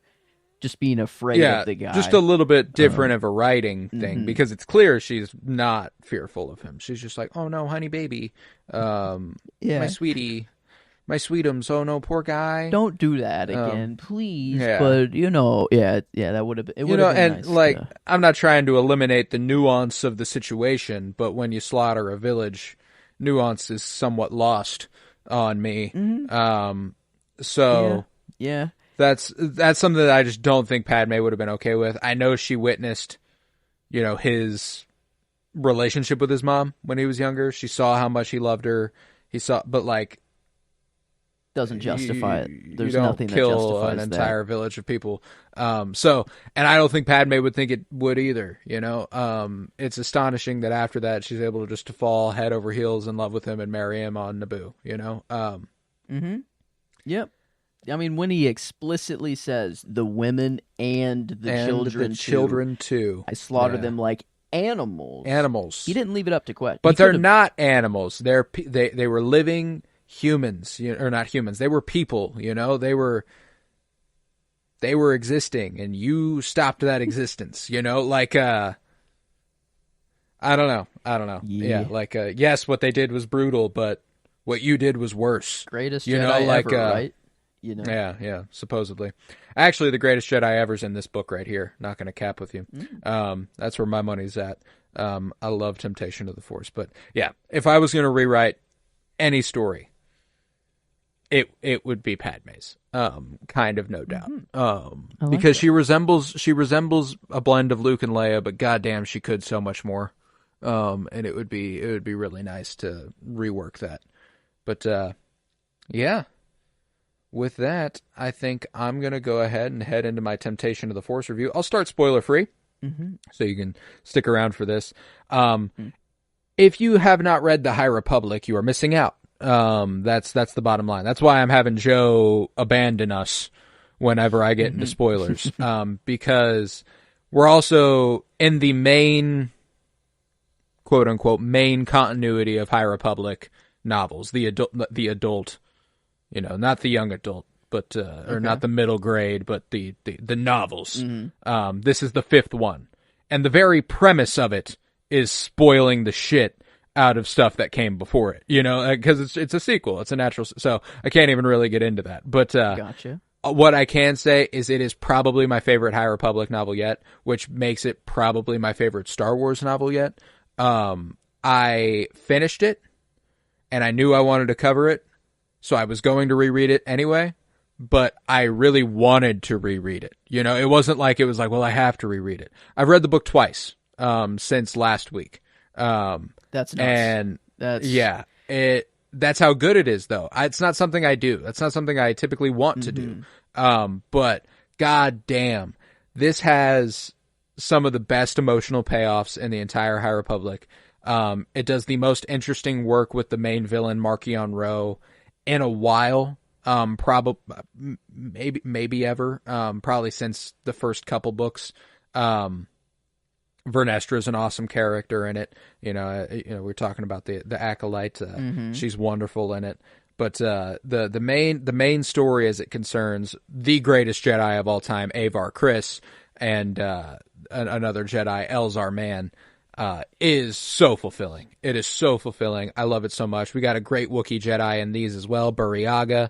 He gets a few point of view chapters. He's been kind of, not a side character, he's been important, but he hasn't had, chapters told through his point of view, and we got a few of those this time, and I absolutely love those, because he's so empathetic, and he's so loving and caring that, even the greatest villainous forces, he hates that he can view them with empathy, but he can. It's just his strength. Ooh, yeah, that's no, cool. he's very cool. I love that. And there's the strength of the High Republic has always been its ability to make the non-Jedi heroes. And we get a few of those in this, in previous books, we got the crew of the vessel I've told you about, Geode and Leox Jossi, and that I don't know. Exactly. But and Joss and Pika Adrian. In this one, we get introduced to a gentleman named Ker Santeca, and Ker Santeca is an absolute hero. I absolutely adore him. Not Force sensitive, but he is in the family of the Santecas, which, if you recall in The Force Awakens, the gentleman who's like, to me, she is royalty, is Lor Santeca. So he's a descendant of Ker in some capacity. And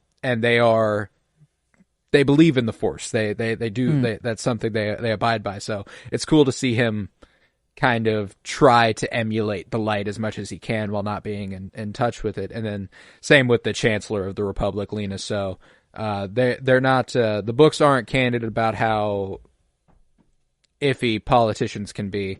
But she's awesome, and she continues to be awesome in this book. I love the themes of how love is expansive, not limiting, and how every day we get to choose. We choose every day. Once you make a decision, as final as it may feel, it's not final. You have to choose it every day. You have to choose the light every day. And that's one of the cool things about the Jedi Council in this book, is that it's absolutely the most understanding the Jedi have ever been. And I absolutely adore that. Yeah. So I love Temptation of the Force. And here in a moment, I'll get into a little bit more of a spoilery review. But yeah. Okay. Well, Temptation of the Force was utterly brilliant. The main thing that I am going to talk about, if you've listened to the Penny Bloom podcast, you know that I am a sucker for romance, and a Forbidden Jedi romance. I don't think there's a better idea for me than that, and especially between Avar Kriss and Elzar Mann. The romance that was built up and has been building between them for 4 books now, paying off in this one, hit like an absolute truck. I loved everything about it. From the get-go, chapter 1 of this book, them, hanging out, clicking up, her bringing the pastries, but there being 3 in the box, and the lingering memories of Stellan. Oh my God, it just hit me. It hit me like a truck, and it was so needed. I know that the Eye of Darkness was the true beginning of this phase, and it's the direct sequel to Fallen Star. But I don't know. There's something about this that feels even more like a sequel to Fallen Star. It feels like we are reckoning with the consequences of that book much more directly than Eye of Darkness did. There was still so much more. There was another travesty when it came to Eye of Darkness. It was like, okay, now we got to figure out the Stormwall. Oh, we're all separated. Oh, we all got to deal with this. Oh, we all got to do this. We're back together. We get to deal with the tragedies that have incurred. And I absolutely love the way Elzar and Avar are able to confide in each other here. And there's just there's such a casual familiarity between them that's just so obviously loving that I absolutely adore immediately.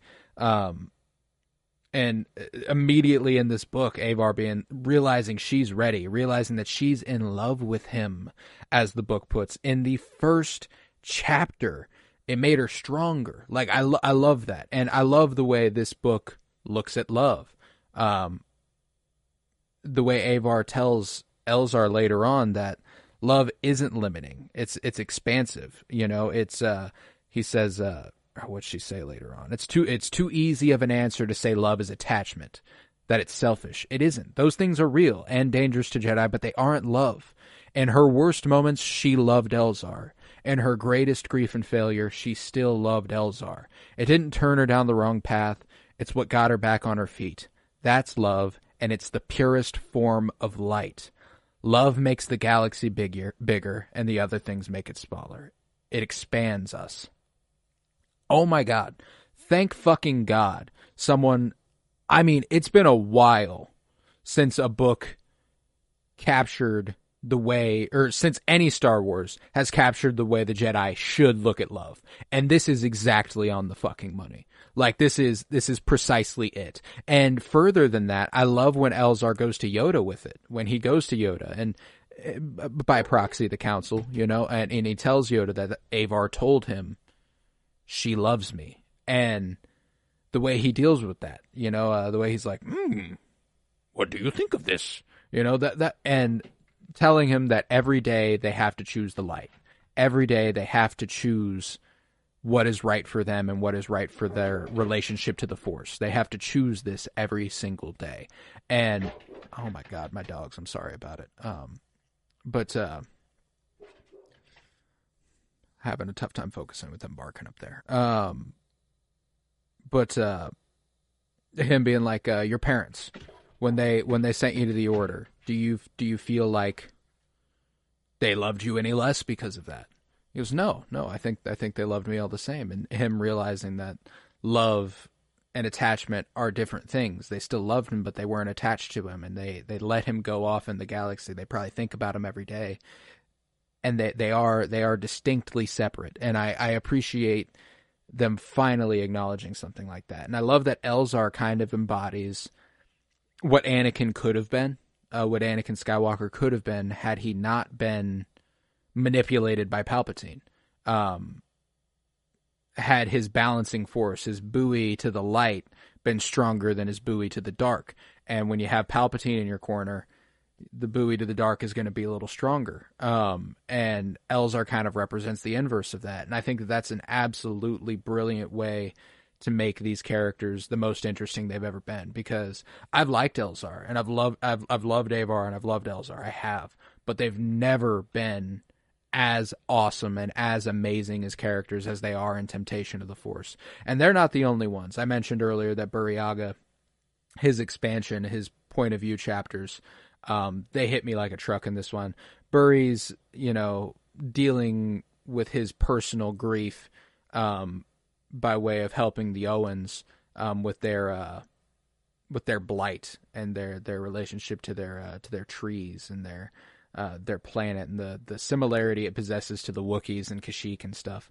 But him remembering back in the cave, him having nightmares about him just pulling out his hair, him having nightmares of self-harm, and it's so sad because he's so sweet and you want what's best for him. And the continued expansion of his relationship with Belle really, really resonated with me. I've always appreciated these two, and I feel like, again, we're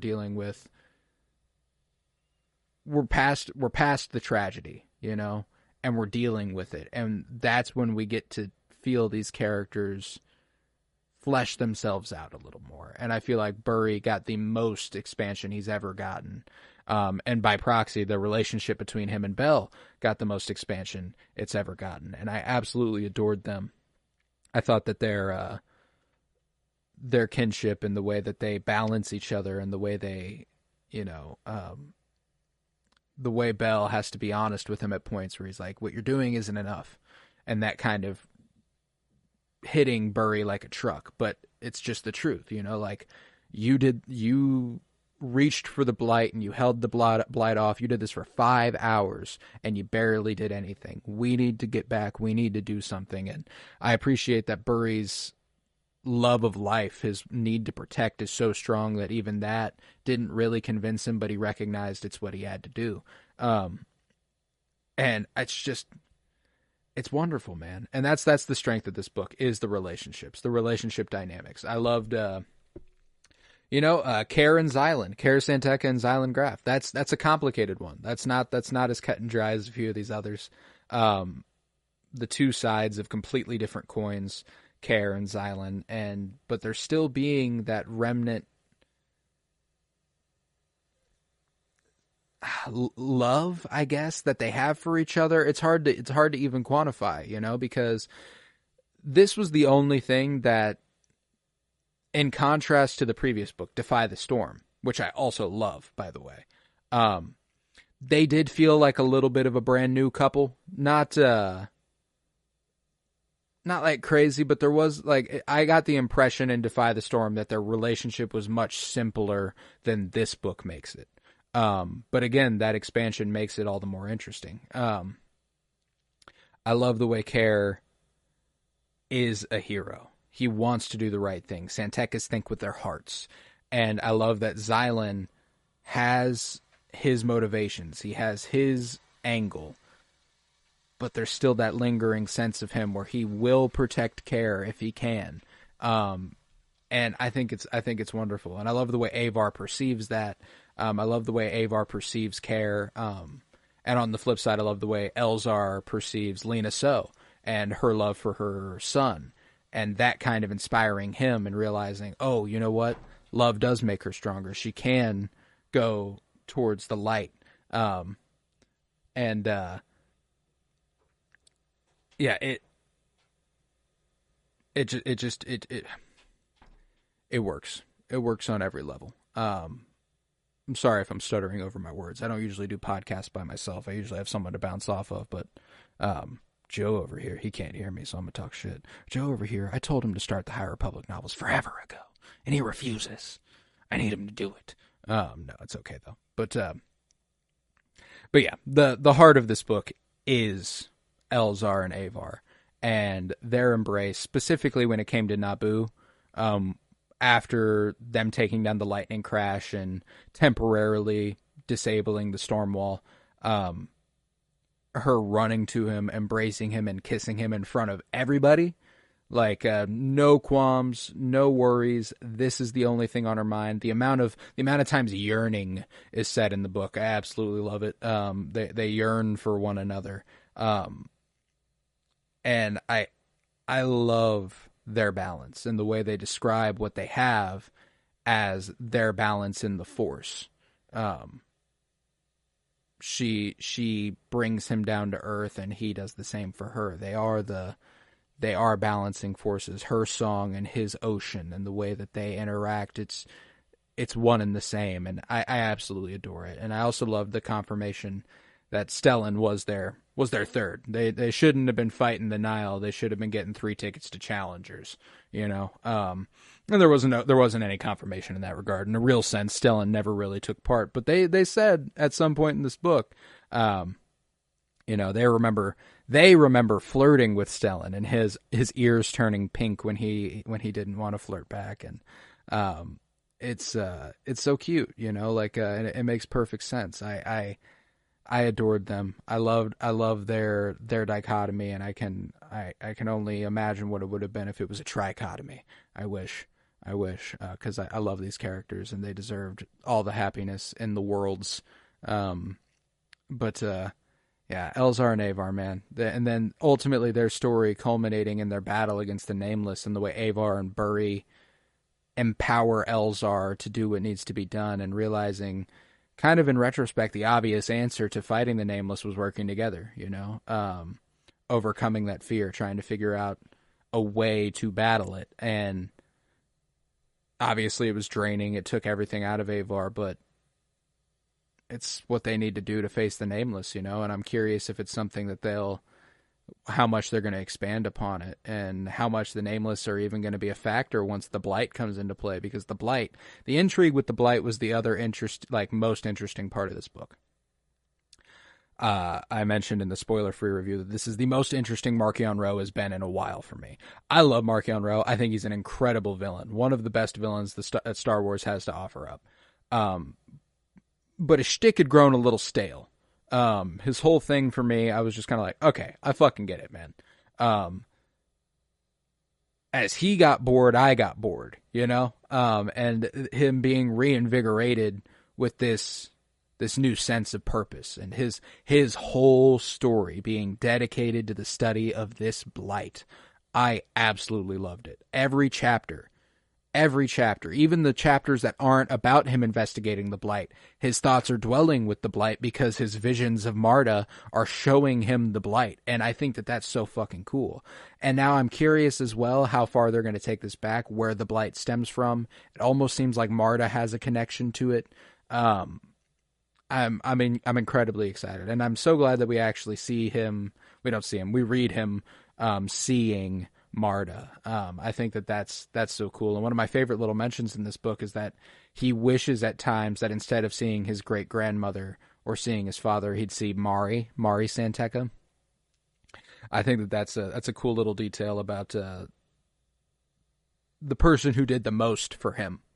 These two never did shit for him, but Mari gave him all the power in the galaxy. And I think that was a cool sentiment, and I love the way that his whole story builds all the way up to Coruscant, ultimately in the end, and the brief face-off he has with Little Jedi, Vernestra Ro. I want to give Mark Thompson, the narrator of the audiobook, a ton of credit. I love the way he narrates these books, and bro was in that booth getting freaky for some of this stuff, specifically when Avar and Elzar were, it happened whenever they consummate their love, if you will. There's a lot of language that's they're not technically having sex yet, but they might as well be. I'll tell you that. The aligning of their heartbeats and the breathing in and out and in and out. Like, okay, sure, that's what's going in and out is breath. But no, regardless, I fucking loved it, man. This is the most I've loved a High Republic book since Phase 1. Phase 1 has this. I've got rose tinted lenses when I'm looking at Phase 1, man. And I love Phase 2 as well, but Phase 1 is what made me fall in love with Star Wars books, period. These were the first Star Wars books I read. And I mean, when I read Light of the Jedi, I fell in love. You know, like these characters, I dread the day we no longer get High Republic books about these characters, or High Republic books, period, because, and I know the story's got to come to an end, and I appreciate that it has to come to an end, and it should, and it will, and I'll be happy to read it, and I'll be so happy we got the story at all. But goddamn, I've grown so attached to these, people, and I absolutely adore them. I love Vernestra's relationships kind of sprawling. Her connection with Avar that she has in this book, where they confide in each other about the Nameless and their contact with them, and her relationship with Burry and Bell kind of growing. We got the next wave, the next generation kind of crystallizing in this one, with Vernestra, Bell, and Burry working together on so many occasions. I loved that. And I just thought that was so cool. The other big one, the rivalry. The rivalry of Porter Engle versus General Vise. I read the Blade comic and I fucking loved it. And to see it follow through on so thoroughly was so fucking cool. He wanted her dead, man. And I love that there's so much focus in any given storyline that it feels the tightest of any High Republic novel. You know, I got to give Tessa Gratton the respect. Their writing here was utterly incredible, and I think that the focus Porter has on General Vise and his chase of her and his wanting to fight her and his pull to the dark side, not being able to give in to his anger, but then hearing the message from Avar and them taking down the lightning crash and taking down the storm wall. I think he keeps getting these beams of hope, and I love the way Avar describes his song in the Force, a consistent light, and then she goes, no, relentless, a relentless hum that feels ancient, like a 1,000-year-old sun, and I love that, man. I think that's so fucking cool, and that's kind of all. I don't have a single bad thing to say about this book. Not in a true sense. If there was anything that I was kind of like, some of the stuff is a little easy. Whenever they're talking about the home key and how they need the home key to infiltrate the lightning crash, and as long as they have the home key, everything's going to be okay. It kind of blew my mind that it didn't occur to the Jedi that they could just change the home key. Which I don't know. You know, like, yeah, Xylan should have told them that, but obviously he had his own motivations and stuff. But I don't know, that felt very, like, I started going, well, maybe he can't change the home key if they don't even think it's a possibility. But then he just changes the home key, which I was like, okay, yeah, that's what I thought was going to happen. I don't know why they didn't think that was possible. But anywho, I loved that storyline all the while. I love the moment when Marchion Ro looks at the carved into his skin home key and remembers Mari showing him the path, and I think that that's such a cool moment. I think that there's just so much to like here, and I'm incredibly thankful that I have this book now, because man, does it hit like an absolute truck. Let's see, what else might I have left out? Let's talk about Gira Staros. God damn, I hate Gira Staros. I get it, man. The conversation she has with Avon is really illuminating for her character. She has a great desire to protect the Hosnian system. She wants to protect Hosnian Prime, and the way she can do that is allying herself with what she perceives to be the winning side. But it shows why Avon is just so much better of a person than she is when she says, I'd rather be proud of you, and the underlying sentiment being, even if you were dead. I love it. Gira, I think there's an element to her that thinks she's in it for the right reasons. But there is there's obviously a power-hungry greed to her that she is emanating at so many points in this book. You know, she even tells Avon, like, I'm going to accumulate so much power that nobody can ever take it away. You know, and maybe that was born originally of wanting to protect Hosnian Prime, but it's clearly evolved. And I just can't stand her, man. I wish I want to like her a lot. I want to like her more. But damn, it's hard. I just don't fuck with the villainous side, you know? And she's an incredibly written character. And I think that she is so interesting, and I want more of her story. I want to make that perfectly clear.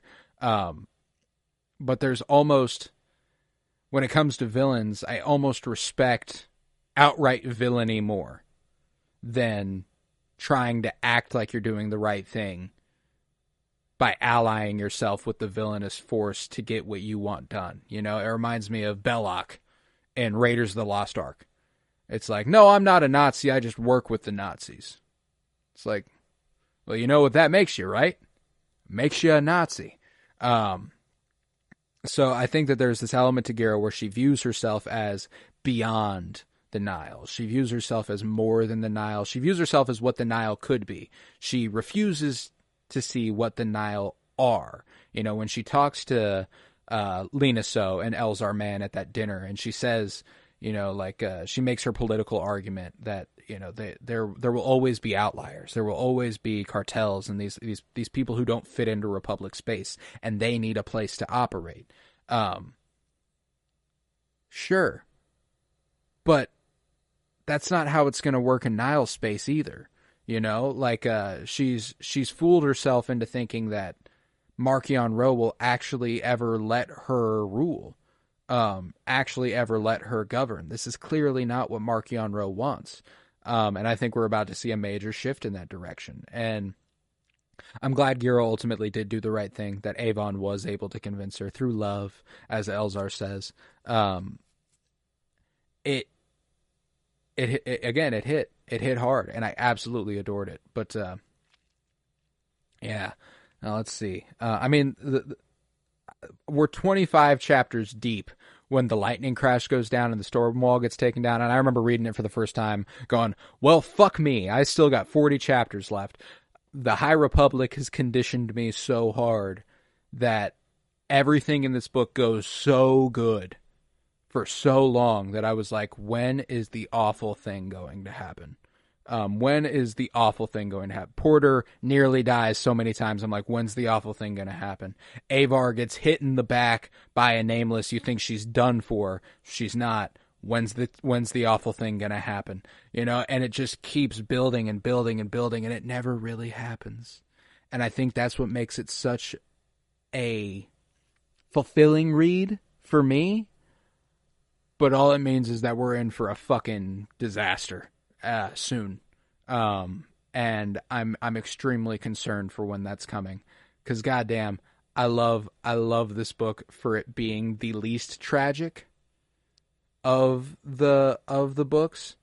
But man, is there a lingering sense of danger with the blight coming and Marchion arriving on Coruscant and letting the, you know, there's a line Marta says to her nameless, actually, where she says, let's see. I took it down because it was so good. Yes, she says, you never know what flowers are hiding, which when he steps off his ship on Coruscant, he's got the flowers in his hand and they crumble into dust at the end. Oh, man, it's exciting. The intrigue is there, the romance is there, the drama is there, the triumph is there.